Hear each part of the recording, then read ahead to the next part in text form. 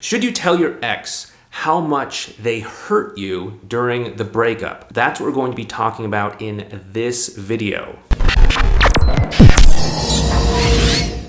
You have probably been hurt a lot by this breakup. I know that I definitely felt a lot of feelings and emotions when I was going through my big breakup with my ex. For me, I didn't know how much something could actually hurt emotionally until I went through that first big breakup with my big ex, my first real breakup from a first serious relationship in my life. It really hit me harder than I thought it could.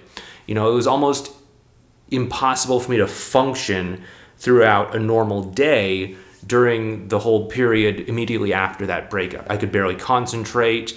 I had to constantly go into the men's room just to get away from other people, just because the emotions were coming out and they were just overwhelming, and I didn't want to be around other coworkers and people like that while I was crying and all that, because that would be distracting for them. And, of course, I just had these obsessive thoughts about what she was doing, who she was doing it with, all these unanswered why questions and all of that. And so I was very hurt. After talking to many people, I know that this is also a common thing as well, too.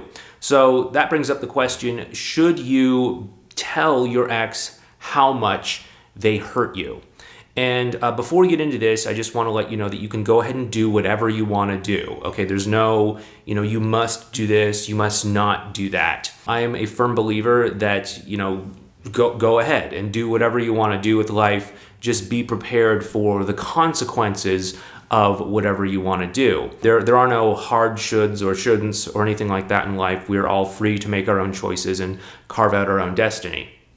However, I know that many times people also approach their ex with these really, kid glove kind of things, where they're just walking on eggshells around their ex. They're afraid to say something for fear of rocking the boat. They're extra super careful and very anxious around saying the right thing, doing the right thing, maybe doing the wrong thing, potentially saying the wrong thing, thinking that it's just going to cause their ex to pull back and to disappear on them. And I totally get that. And we're going to talk about that later on in this video. But for the most part, your ex is probably stronger than you think. Especially if the two of you are in active communication with one another.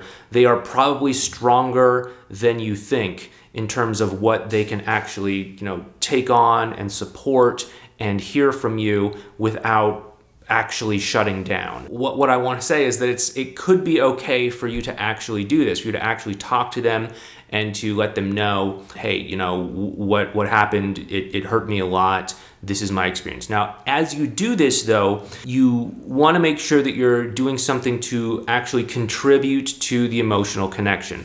I've heard of people and seen clients that have had these sorts of conversations with their exes, and has actually cracked open a huge opportunity for greater connection, greater bonding, greater understanding between the two of them, and it actually has brought the two of them closer together simply by being emotionally open and vulnerable. But we want to understand the difference between good vulnerability and bad vulnerability, or positive vulnerability and negative vulnerability, because you could just go and talk to your ex and say, hey, when you broke up with me, you made me feel this way, you did this to me, you did that to me, all of that sort of stuff. And that kind of behavior is going to cause your ex to pull back and pull away, because you're basically saying hey, I'm having this emotional experience and it's all because of you. You are the cause of this. You are making me feel this way. You are responsible for my emotions. Whereas positive vulnerability, on the other hand, is simply saying hey, this thing happened. There's this objective thing that happened, we broke up, or you said this, or whatever. And as a result of that, I'm having an emotional experience, and this is what it is. I'm not trying to make you responsible for that emotional experience, but something happened and I'm having an experience, right? So that is kind of the main difference between positive vulnerability and negative vulnerability. If you can stay focused on positive vulnerability, you're going to have a better impact on them. And also, if you were to take a step back and look at this at a bigger level here, if you look at whether or not you are sharing this with them to deepen the emotional connection, or whether you're sharing this with them simply because I don't know, you just want to share something with them, or because you just want to get something off of your chest, or for some other reason.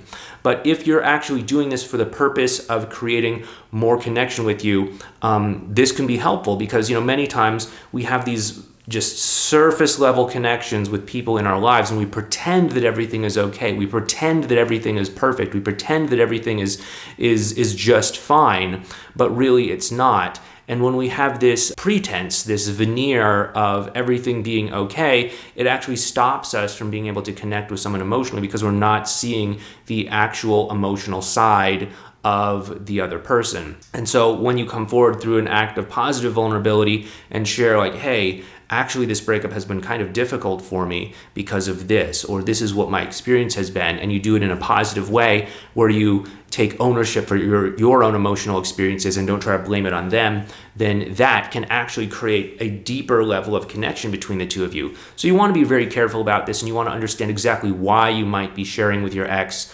how much the breakup hurt you, or what your experience was through this. And if you're not doing it in a way that is going to take tangible steps towards greater vulnerability, then I might consider maybe rethinking having this conversation with them, or what your motives might be, or maybe just holding off on doing it until you can work through some of these emotions and feel as if you can express yourself in a positive vulnerability sort of way. Now, this is all complicated and difficult stuff to do. Of course, we're kind of, going into this in this video, we're skimming the surface, but there's a lot more to it than all of this. And this is something that we go into in a lot greater detail inside of our course called Effortless Connection, where we go into some of the nuances of communication, how to have high stakes conversations with your partner in your life so that you can have a better, stronger emotional connection and a better, stronger relationship as the result of that. If you are interested in learning more about Effortless Connection, you can check it out over at modernlove.life/EC. That's modernlove.life/E as in effortless, C as in connection. You can also find a link for it down below in the description box. Anyway, take care, and I'll talk to you next time.